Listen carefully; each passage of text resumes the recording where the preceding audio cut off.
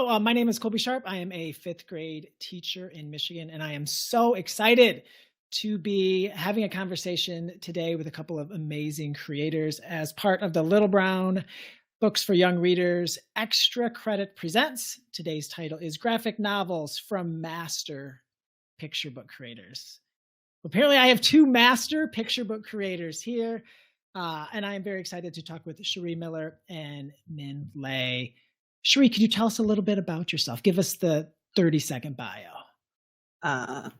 I'm an author illustrator. I currently live in Jersey City. I'm originally from the Virgin Islands, but I studied illustration in New York at Pratt Institute, and that's how I ended up on the East Coast. Mihn.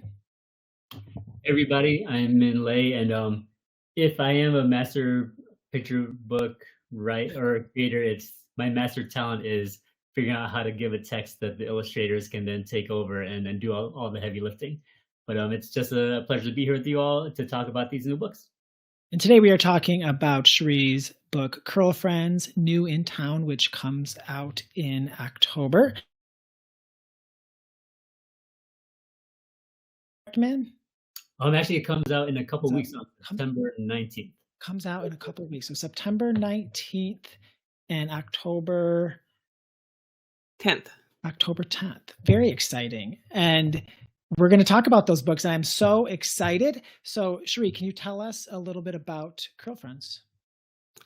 So Curlfriends is the beginning of a series. So there will be 4 in total so far. And it's about 4 Black girls in middle school. And the first book tells the story of Charlie, who is new in school. Oh, if you show, Kirsty, if you show spreads 6 and 7. So Charlie is a military kid. So she's moves around a lot, most of her childhood. And her father has just retired from being in the Air Force. So they've moved back home and settled down. And so it's just in time for her first day of middle school. So she wants to recreate herself to give herself the best chance to make friends and, have a big middle school debut, as a lot of kids want. And so that tells the story of her, discovering, that it's better to be yourself and dealing with trying to join already established friend groups and stuff like that. So, Sharee, you said that there are four planned books, and you said that Charlie is our main character in this one. Does that mean that in the other books will kind of be the other characters will be the main characters? Yes. So it's that's fun. Yeah, it's Charlie, Nola, Ella, and Kara. So each book will be from their perspective. That's exciting. Kids are going to love that. Mihn, how about Enlighten Me? Enlighten Me. It's funny. I was approached a few years ago by an editor who asked if I would be interested in writing a graphic novel memoir, and I wasn't quite ready to do that. I don't feel like I was quite brave enough to dive into the uncomfortable truths of a memoir. They had an idea for a memoir style book, so I pitched them this story, which is loosely based off of my experience growing up. The main character is very cleverly disguised as Bin instead of Min, so I'm sure no one will be able to crack that code. Put it there. But it's about a boy who's he goes through some issues at school with some bullying issues, and he feels like he's misunderstood. And then for a weekend, his family goes to a silent meditation retreat. And while he's there, Christy, if you can pull up spread 12, he's trying to meditate, but very much like me, he's not very good at it. So he's kind of as he's trying, he kind of loses himself in his imagination, and he had to leave his beloved Game Boy behind. So he starts imagining himself and his scenario is in Game Boy, old school video game style formats. So if you go to page 26, 27, you'll see some of the issues he's working through are kind of filtered through that kind of lens. And then even though it's a silent meditation retreat, at one point, one of the Buddhist nuns takes all the kids aside, and even though the kids aren't allowed to talk, she shares the Jataka tales, which are stories about the Buddha's past lives. And Chrissy, if you pull up page 46 and 47, as Bin is listening to these stories, he starts imagining himself as characters within each one. And kind of through those stories and through the power stories, he kind of figures things out for himself. And so yeah, that's the very thinly veiled autobiographical, non-autobiographical novel memoir, and it'll be out in a few weeks. So that's it in a nutshell. Yeah, I'm really curious. So, Sharee, you did the pictures, you did the words. Mihn, you did the words and the story, and then there's an illustrator that comes in. So I'm dying to know about your processes and what those look like as your kind of like different parts to each of your books that you're responsible for. So, Mihn, what was it like starting with you being in charge of the text? Are you like writing it all out? Are you designing panels? I'm just so curious as how that works, knowing that you're not going to illustrate it. It's an interesting dynamic, because I'm used to the world of picture books where you write a text and you have to take a very, very light touch on illustration notes, if at all, right? With graphic novels, there's so much to illustrate. My editor kept saying, we need more information. We need more notes on what's going on this page.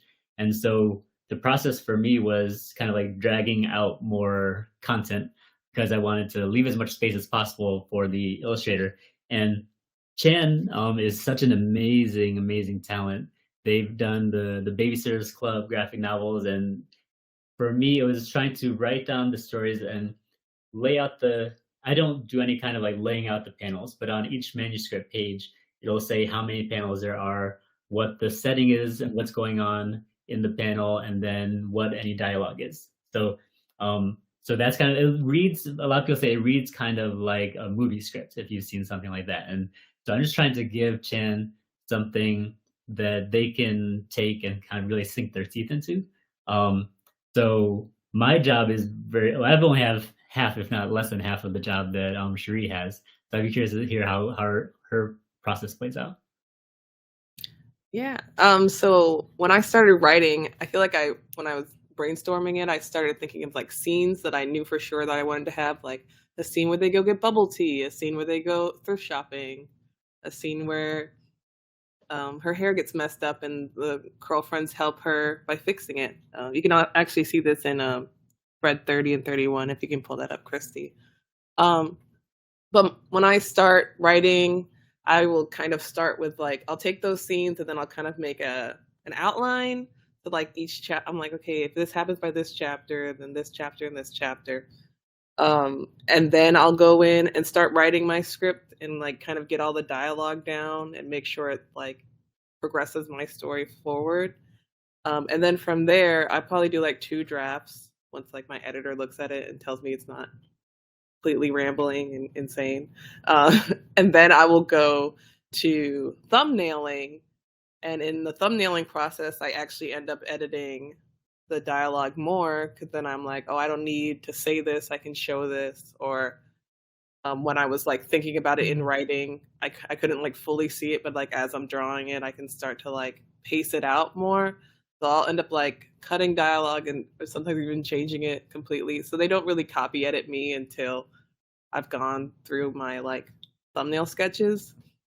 And then from there, I do like really tight thumbnail sketches. So they like kind of take the place of pencils. So I do like thumbnails and pencils at the same time.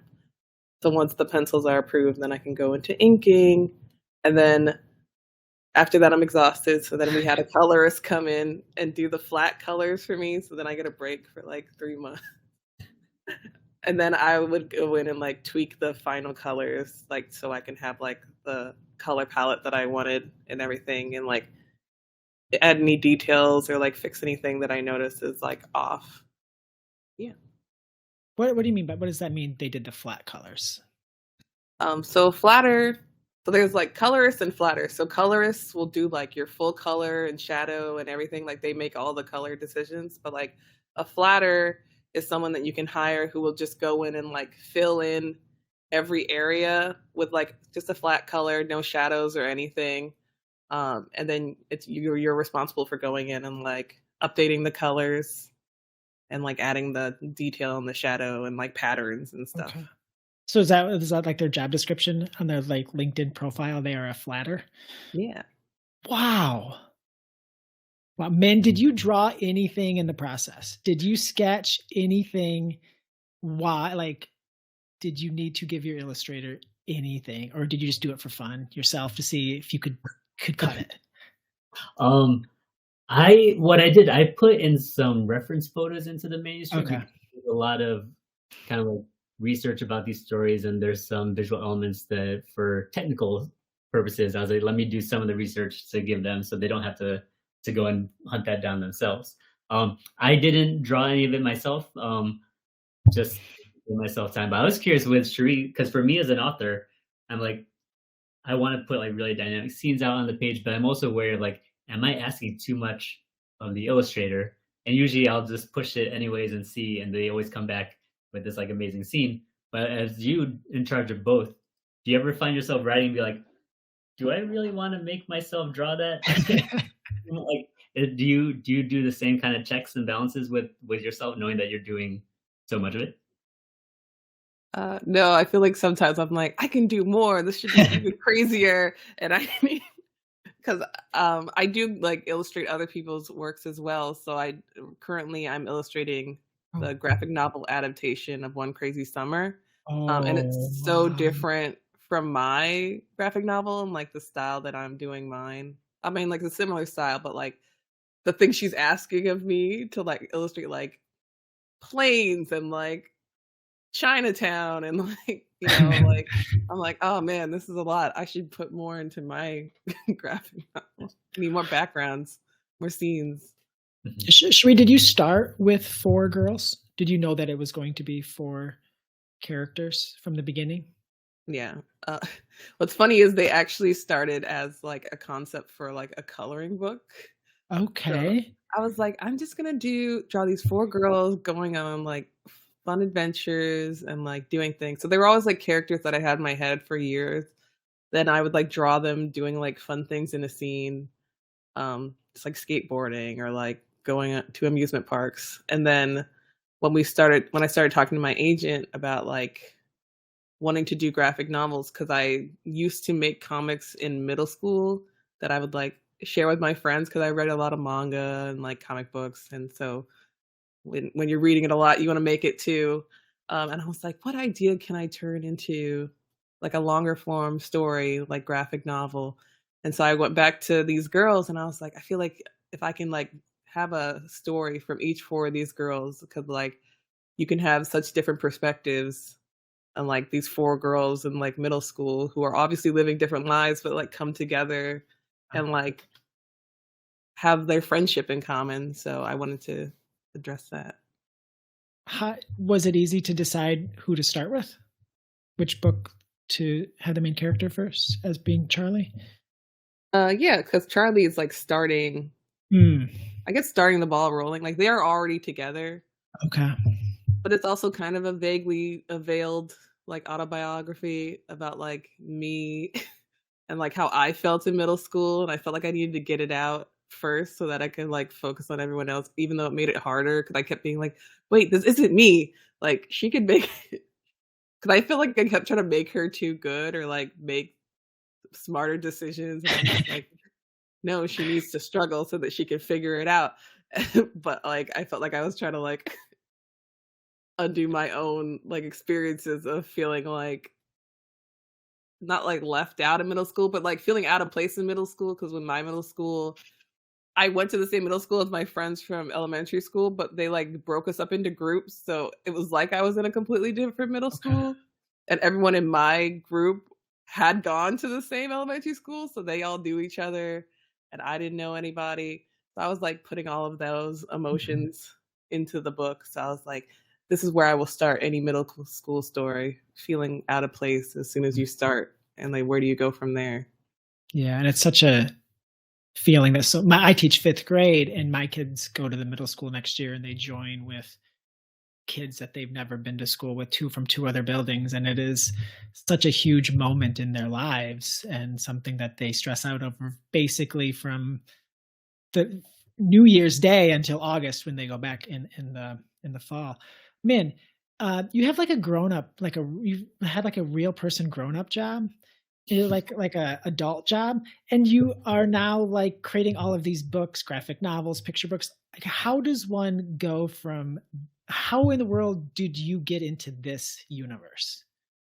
Yeah, it's funny because yeah, so my quote unquote day job is working as a early childhood policy analyst. I write childcare policy for the federal government, and I went that direction. But even when I was going in school and working, like I always had in the back of my mind that my heart was with children's books, and I always wanted to do that, right? And so was never able to shake that, even though for the early days, even though I knew that about myself, I wouldn't really give myself permission to embrace that dream for myself. And every time I had the idea of like my dream is to publish a children's book, I would like almost like instantaneously laugh it off and just kind of like you get all those questions about who are you to do this, who are like, um, but I just couldn't shake it. So eventually I started to give it a shot. But I was talking to someone recently about like the similarities between the two. And even though the writing is completely different, like you're writing like a 200-page dense policy document on health and safety standards for childcare, or writing a book about a kid playing video game or dreaming about video games. The similarity there is there's a precision of language that has to go into both, right? If you're writing policy, every single comma placement, every single word you put has legal ramifications. So we've said in meetings where we're parsing out the tenses and things for a comma, and if you place in the wrong place, $100 million goes in the wrong direction, right? With a picture book or graphic novel, the ones are very spare in text. So you have to have that same kind of precision in that every word that's there should play a role and should be essential in some way, right? So even though the writing is completely different, they have similar skill sets. And for me, they balance each other well because the policy job feeds a certain kind of analytical part of my mind, and then the children's book writing feeds that creative side. And in my mind, the way I've fit it all together is that they're all in service of children and families, right? Just coming at it from different angles. Depending on the day, the juggling can get to be a lot, but for the most part, it's been working so far. So that stays the case. And Sharee, how did you get into the world of creating books for kids? So I've always been interested in making either picture books or comic books. When I went to school at Pratt, I studied children's book making. I studied with Pat Cummings, which was a really great experience. And I had like senior theses based around picture books and stuff. But when I graduated, my picture book portfolio actually got me a job in fashion. So I started doing t-shirt graphic designs for Oshkosh. And then eventually I left that job and I went to work at the Children's Place doing t-shirt graphics. What? So I would design t-shirt graphics during the day, and then at night I'd work on picture books. And that's what I would say. And I don't know, I was just like continuously like always like writing and like trying to tell stories. And I feel like whenever I make a story, it always comes from like a personal place, like a story that I wish I had growing up.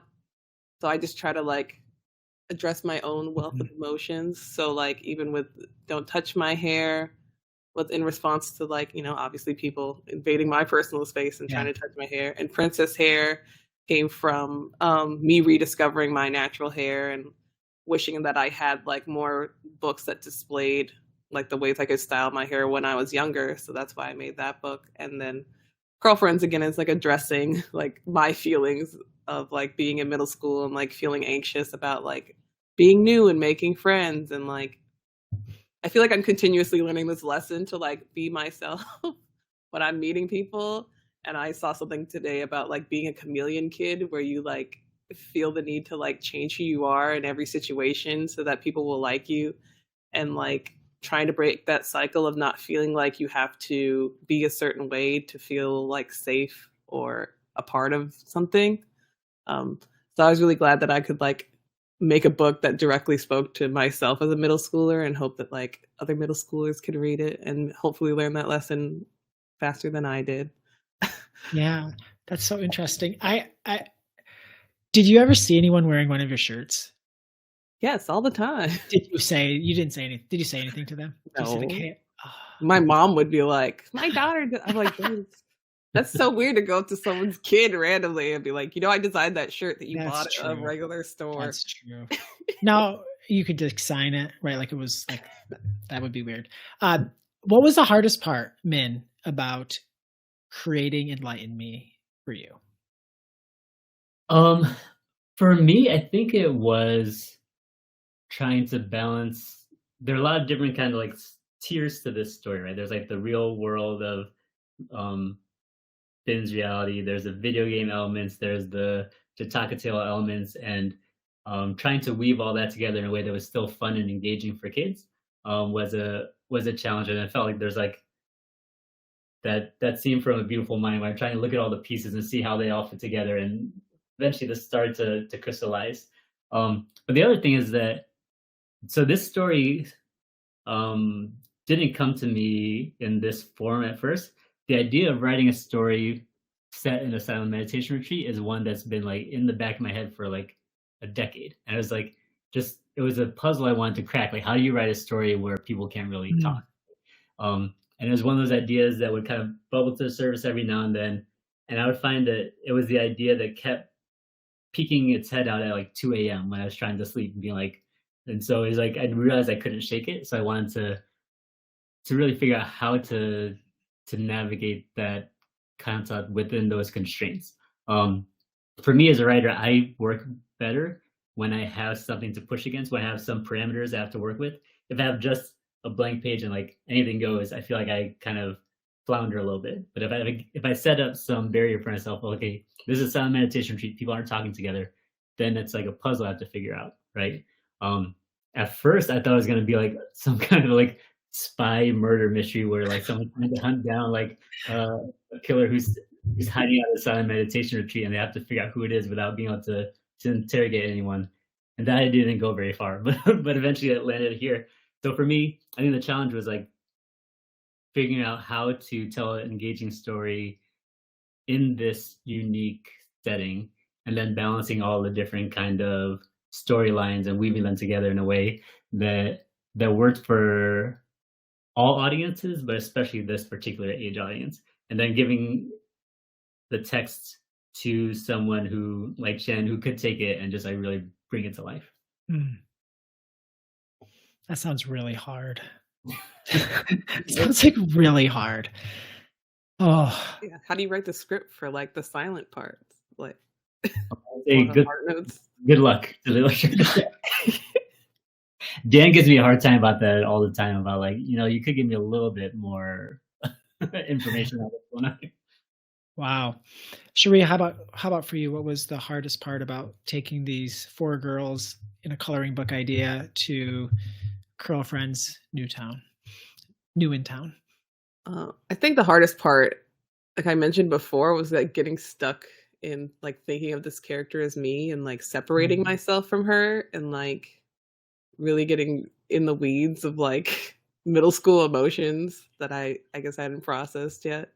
But I was able to break out of that just by going to a few like writers retreats and like highlights and stuff. I had like a really good experience where we got to like interview our characters, which I'd never really done before, where you just like try to answer only as your character and not as a writer who's trying to write about your character. And just try to like tell someone else's story, which I feel like I'm trying to do a lot for like the second book that I'm working on now, just the next Curlfriends. And yeah, hopefully it'll be less hard. It's still hard. It's all hard. It's just like pouring my heart out on the page. Was there ever a point where either one of you didn't think that you would be able to do it? Yeah. Yeah, I mean, I feel like every creator hits that point where like, oh, is this actually gonna get across the finish line, or you kind of like you hit a plateau and you're worried if you're gonna get stuck there, and then you realize you have a contract you have to. I was gonna say it's like I have to, but I'm like, can I give the money back? Well, for me, I was working on this book during the pandemic while I was pregnant, and we were all locked in the house, and I was just like, I'm done. And I had just quit my job so that I could just like focus on this full time. Because as part of it, I was like, I can't do a graphic novel and like do a corporate art job at the same time. No, I can't give the money back. So, that was probably a lot of like pregnancy hormones too. I was like, I just can't do it anymore. But Well, and it was like one of the most challenging times for all of us during, we're stuck at home when you're writing about these kids like making friends in school while you yeah, can't go anywhere. Can we talk about my favorite like scenes in each book? Would that be okay? yeah. Because these are scenes that I love, like types of scenes that I love anytime they're in a children's book. Okay. Let's start with Curlfriends. And I feel like I don't want to like give anything away with this scene, but there is a point where I guess there's a couple points where Charlie kind of gets caught not like being herself. One in particular with like the outfit she wears. Mhm. And I feel so awkward. Like, it's coming and it's like this time bomb is about to go off and you like kind of just set it up as like the story is going, like that it's coming. What is it like, Sharee, to write about something so sad and mortifying happened to this character that you love so much? Because I don't feel that I could do that. I don't feel like I could ever like write anything like this because I just don't want anything bad to happen to these people that I love. And this was so sad, like so sad for me, like as a teacher, like if that would happen in class. So like, what's it like to write something so tragic? Might be over going a little too far, but like, what's it like to do that to Charlie? I mean, it's tragic for her. I feel like again, that's why I had to separate myself. I'm like, this is just happening to me all over again. I'm like, but I've had experiences like that in middle school where like, you have a wardrobe malfunction and everybody notices and everybody turns around and now everyone's paying attention to you in the worst way. And you're like, no, how do I lie about this? How do I cover this up? I mean, you dump a bucket of water on this poor girl in the first second she is entering a new middle school. Yes. I do think that they will the kids will obviously love that. Mihn, for me, I, as a father of a bunch of children and thinking of like the times that I had growing up, you have a scene early in the book where they're headed to this silent meditation retreat. And I just love scenes with families in cars or vehicles. So what was it like writing that scene where everyone is stuck, right? Like everyone is stuck in one place and Ben is just gotten in some trouble, not real thrilled about what's going on. Talk about that scene and what it was like to write that. Yeah, no, I'm with you. Like scenes in cars are interesting because there's nowhere to go. Yeah, you nowhere to go. You're confined. At the same time, you're going somewhere. Right? Yeah. And you have, from a narrative perspective, you have movement in the story. You're heading to the street, but at the same time, you have a static sense of being trapped, right? So it's an interesting dynamic there. And for me, so much of my childhood was in cars. My family is, and I've taken this on as a dad now, if it's within 9 to 10 hours, it's a day trip and we'll just jump in the car and just go. So Dang. my family, because my family came here from Vietnam and my mom's brother we lived in Connecticut. My mom's brother lived in Montreal. My dad's brother lived in Virginia. And it's a lot closer than being in Vietnam. So like, okay, that's within striking distance. So we spent a lot of time in station wagons and just driving on the road, and you just have this dynamic. And I think that confinement lets the characters' personalities bounce off each other in a really fun way because you don't have anywhere to go. You can't retreat to your room. You can't storm off. You're just there, right? So I think all of us who have been in those settings kind of like it sets a certain tone and flavor that we can recognize. If it were autobiographical, this was back in the 80s, so we would have had the seats down in the station wagon and we would have had like a slumber party back there. Yeah. In a very unsafe way that would not work today. But yeah, I'm glad you like that because it's a very mundane setting, but something that I think you can kind of like readers can hopefully relate to. Yeah, I think that they will. Friends, we have about 10 more minutes that I'm gonna have this conversation with Sharee and Mihn, and then we're gonna bring in some questions. And I see some are coming in, but if you have any questions, you can leave them in that little Q&A section, or I believe the comments work as well. So Sharee, you are now a full-time creator. Mihn, you have we'll just call it a grown-up job, and not that like full-time creator isn't a grown-up job, but like a 9 to 5 or whatever the shift is. I'm curious, like, what does a typical work day look like when you are creating a book? I'll let you go first, Sharee. So I usually wake up around like 7 when my son wakes up, and we give him breakfast and get him ready for daycare. He goes to daycare around 8. He's there from like 8 till 5:30. So that's the time I have to focus on whatever I'm focusing on that day, whether it's doing sketches or inking or trying to write. Usually if I'm writing, I will try and get out of the house and go to like a coffee shop or something, or even when I'm doing sketches, I like to go to the library, because if I'm working on like a picture book, I still do those traditionally with watercolor. So then I can't leave the house because I just like watercoloring at the kitchen table. So I try to leave the house as much as I can, because I get very cooped up in here. But it's mostly listening to podcasts and like, or watching TV if I'm home alone. And yeah, till my son comes home. Okay. Yeah, for me, it's kind of the same in that the rhythms of the day match up with the kids' schedule, and that like we wake up, we get the kids ready to school, drop them off at school, and then all of a sudden the clock is ticking because you have a certain amount of time for the kids to come home. And I'm lucky that even though I'm juggling a couple of different jobs, I'm working remotely, so I have some flexibility. Okay. So try to get as much done during the day as I can, because then when the kids come home, I can kind of set aside work for a while and just be there with them for the most part. And then if I have other stuff to do, I'll pick it up after they go to bed. So I can kind of like, there are a lot of moving pieces, but I have the flexibility of being able to move them around and kind of do it after hours if I need to. And so there's a lot of kind of fluidity and flexibility with that. As far as writing, because I've cracked the code of making a book and I don't put many words, I can kind of squeeze it in pieces here and there. And so a lot of times, like, my writing ends up happening at like 2 a.m. when I'm trying to fall asleep and I can't.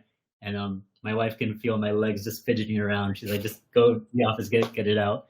And then if I'm during the day, if I'm hitting a block and I can't quite get an idea or I feel stuck, I have the luxury of living in San Diego, so I'll hop in the car with my dog and go down to the beach and just kind of like walk around, feel that energy, there's something about the immensity of the ocean for me that kind of like clears the palate, kind of like gives you a hard reset and kind of gives you a little more perspective. So I love being close enough to the ocean to kind of give myself that space to mentally kind of unwind. Why create for kids?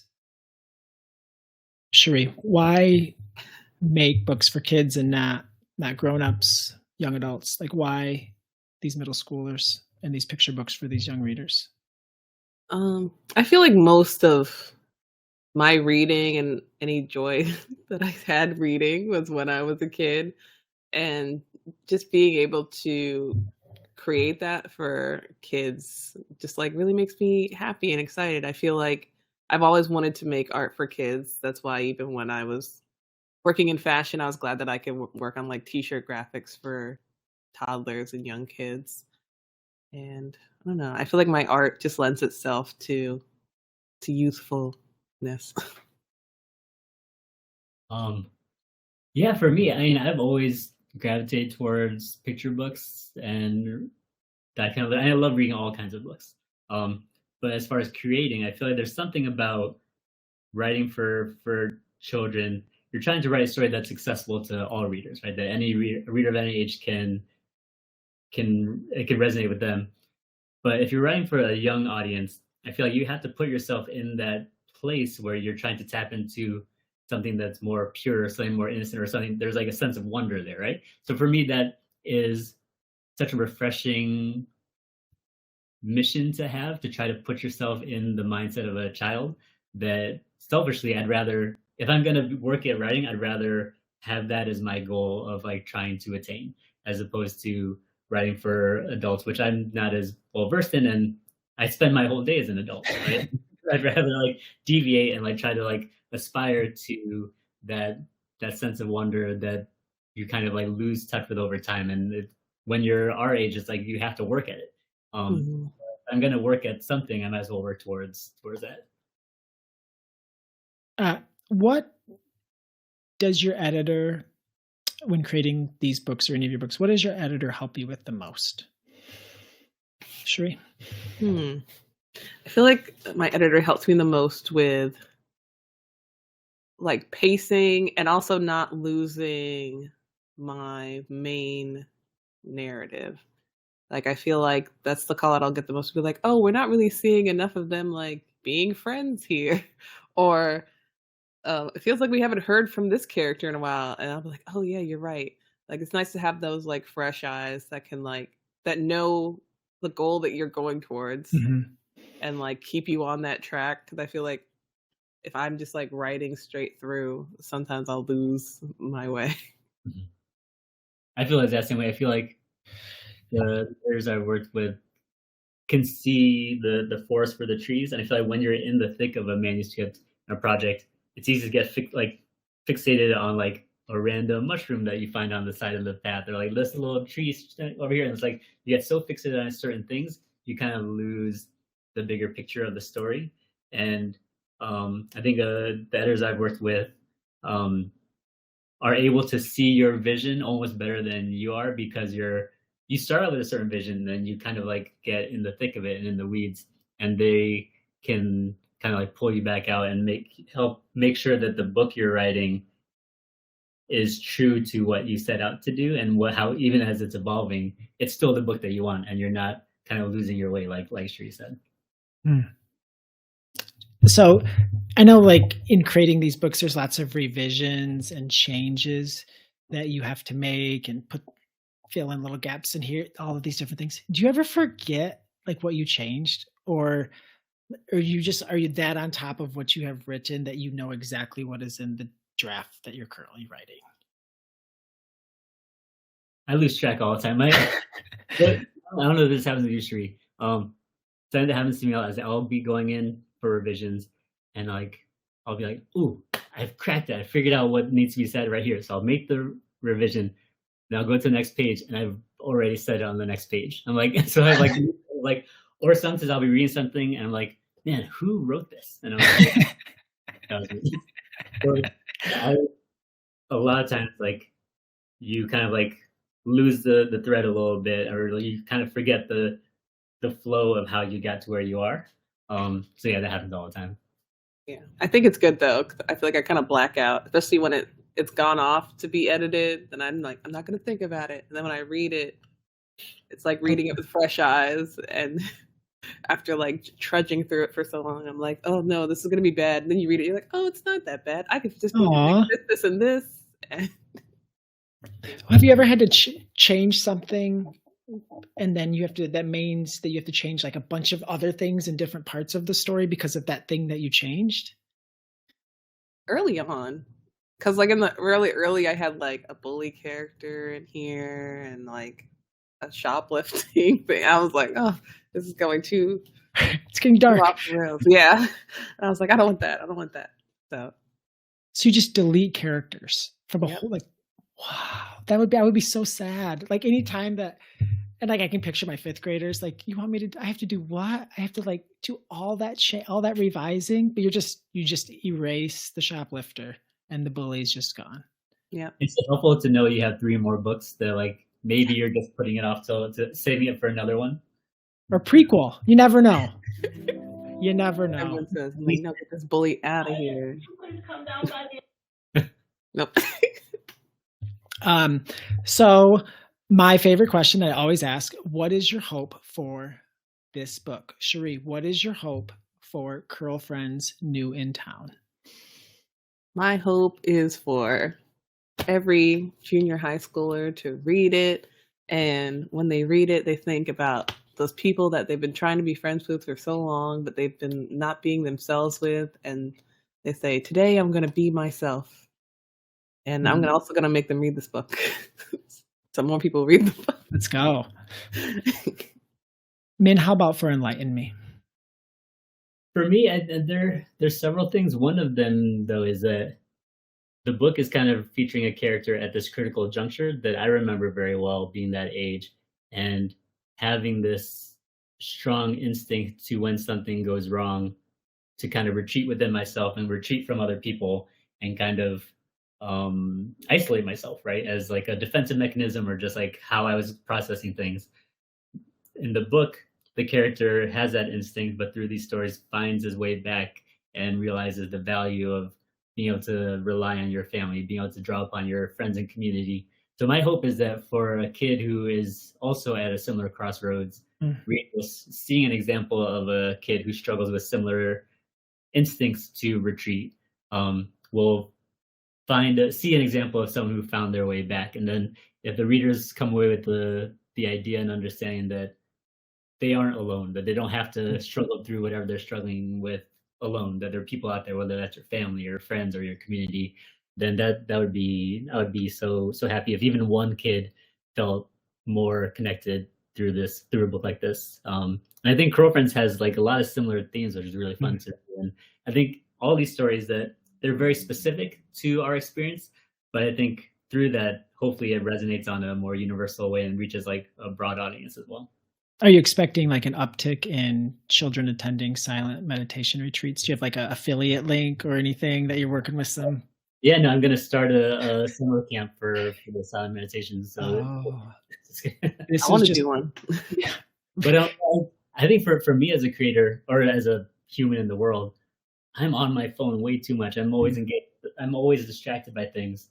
And writing this book kind of reminded me to like, okay, to put my money where my mouth is, and like and be able to put things away and kind of be at peace in the moment, be fully present in the moment, and try to live up to that kind of thing. So my hope is that it's a story that shows the value of kind of like silence and like being mindful and present. So hopefully that's some takeaway that some will have. I think that makes a lot of sense and very needed. I can't even like mow my lawn if I don't have my headphones. I'm like, oh, this is going to be awful.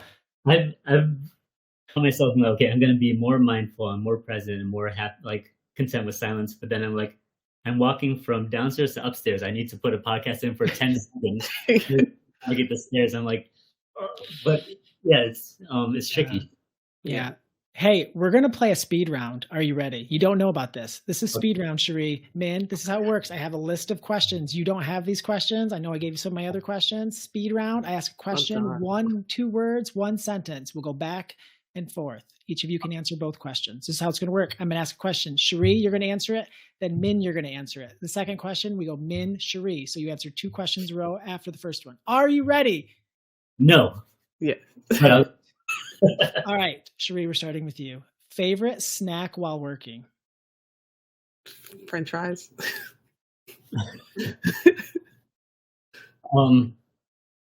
This doesn't sound natural, but soup. Soup. All right, Min, starting with you here. Favorite tool for making art? Journal and pencil. Sharee. My iPad. Favorite way, Sharee, to procrastinate? Watching anime. Playing basketball with my kids. Do you let them score? Never.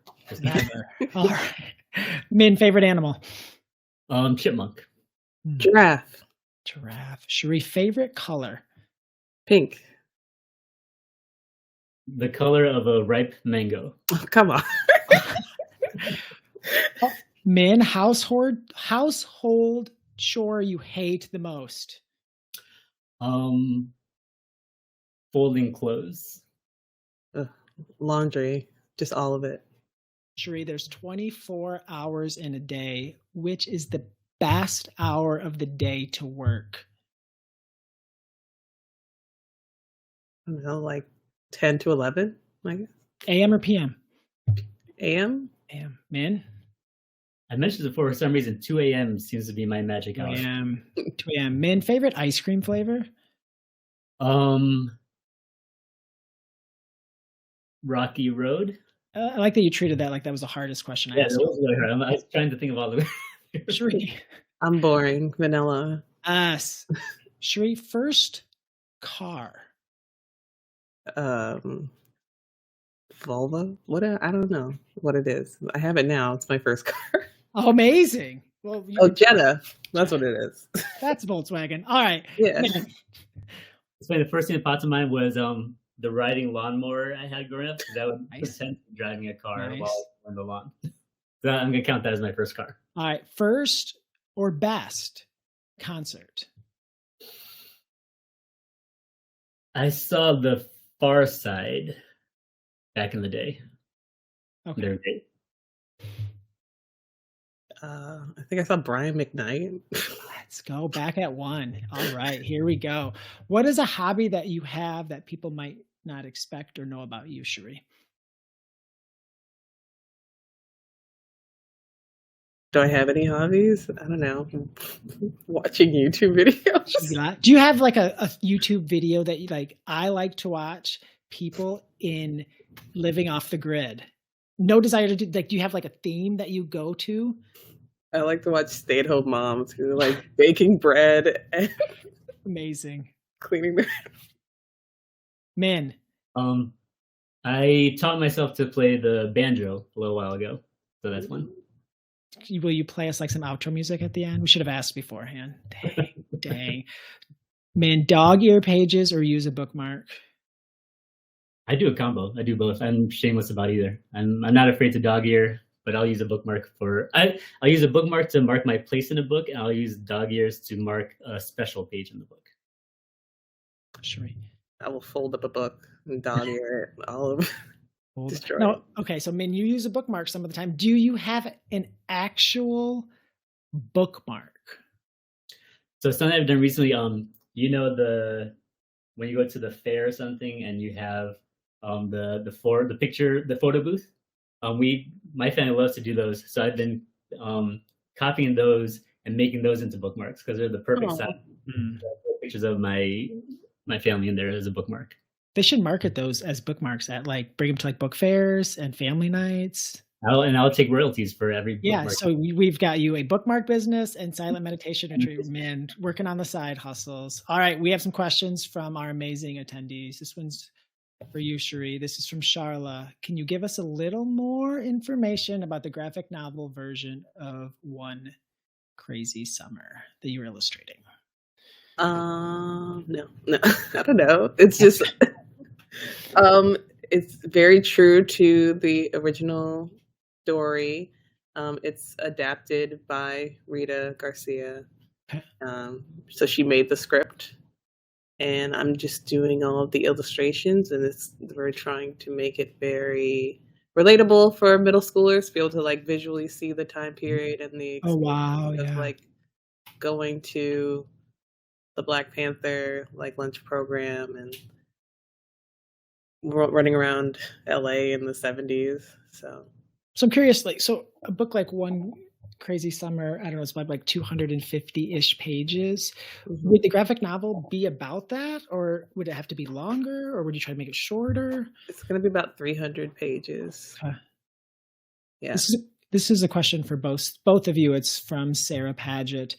And Sarah's already ordered both of these for the library she works at. So go, Sarah. And she's very excited. She's very excited. And she wants to know, to what extent are you involved in the marketing of your graphic novels? And she says, this definitely counts. And so how, and then there's a follow-up, but how are you involved in that? I'll go first. I mean, Little Brown's been great at getting the word out there on the book, and I am kind of if there's anything you want me to do, just let me know, and I'm there.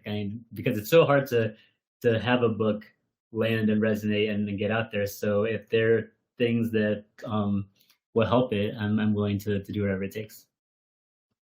Yeah, I'm going to a lot of book fairs and having a book launch. I try to promote it on social media, and just be open to any opportunities to talk about it. Yeah, like this. And Yeah, it's Should funny. also- I think something that when you're starting out as an aspiring creator, whether you're author, illustrator, or both, you don't think about the marketing side of things, but it became such a big part of the job and the work. Mhm. Do you enjoy that part? I I mean, it's hard to say no because we're like doing it right now. So Christy and Victoria are here listening. So no, it's for me, I always tell kids and people that a book isn't done until it's being read. If it's just sitting there on the shelf and no one is picking up and reading it, there's no power there, right? So anything to help a book stand out and get into the hands of an actual reader, to me is worthwhile. yeah, it's so many years of working on it, on your own in your house and being able to actually talk to people about it and have them read it and tell you what they thought about it.